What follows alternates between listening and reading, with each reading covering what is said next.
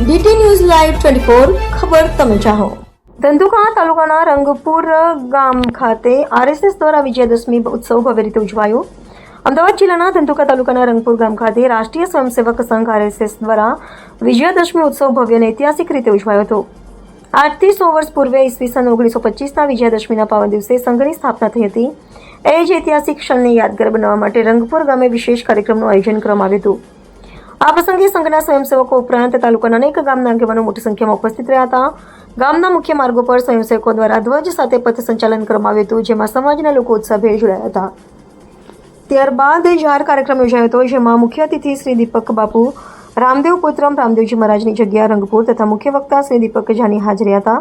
તેમણે પરંપરાગત રીતે શસ્ત્ર પૂજન કર્યું હતું અને સ્વયંસેવકો દ્વારા શારીરિક પ્રાત્યક્ષિક રજૂ કરવામાં આવ્યા હતા. કાર્યક્રમ દરમિયાન મહેમાનોનું સ્વાગત કરવામાં આવ્યું હતું તેમજ વિજયાદશમીનું ગીત પણ રજૂ થયું.